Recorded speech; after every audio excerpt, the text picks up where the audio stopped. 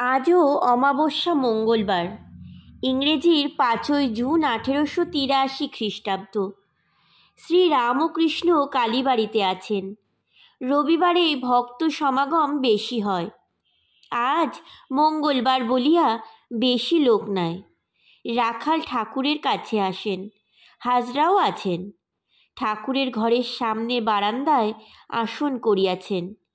Master গত রবিবারে আসিয়াছেন ও কয়দিন আছেন। সোমবার রাত্রে মা কালীর নাট মন্দিরে কৃষ্ণযাত্রা হয়েছিল। ঠাকুর খানিকক্ষণ শুনিয়াছিলেন। এই যাত্রা রবিবার রাত্রে হইবার কথা ছিল, কিন্তু হয় নাই বলিয়া সোমবার হইয়াছে।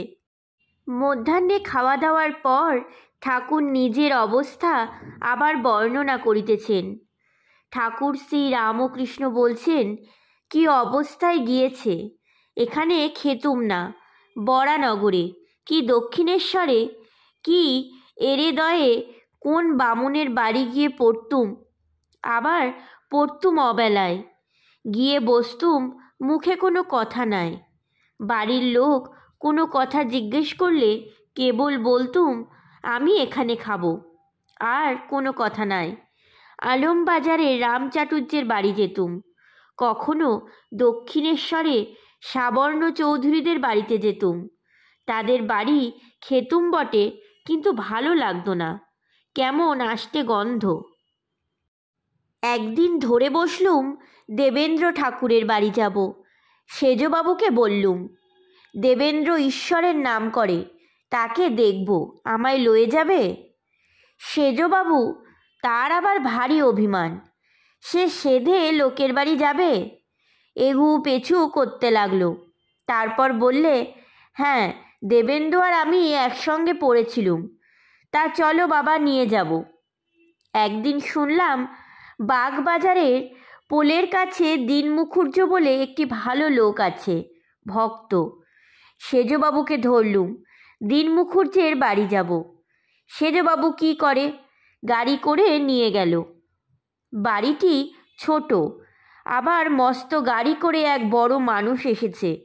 তারাও অপ্রস্তুত, আমরাও অপ্রস্তুত। তার আবার ছেলের পৈতে, কোথায় বসায়। আমরা পাশের ঘরে যাচ্ছিলুম, তা বলে উঠল, ও ঘরে মেয়েরা, যাবেন না। মহা অপ্রস্তুত। সেজবাবু ফেরবার সময় বললে, বাবা, তোমার কথা আর শুনব না। আমি হাসতে লাগলুম। কি অবস্থায় গেছে। কুমার সিং সাধু ভজন করাবে, আমায় নিমন্ত্রণ করলে। গিয়ে দেখলুম অনেক সাধু এসেছে। আমি বসলে পরে সাধুরা কেউ কেউ পরিচয় জিজ্ঞাসা করলে। যেই জিজ্ঞাসা করা, আমি আলাদা বসতে গেলুম। ভাবলুম অত খবরে কাজ কি। তারপর যেই সকলকে পাতা পেতে খেতে বসালে, কেউ কিছু বলতে বলতে আমি আগে খেতে লাগলুম। সাধু কেউ কেউ বলতে লাগলো, শুনতে পেলুম, আরে এ কে আরে।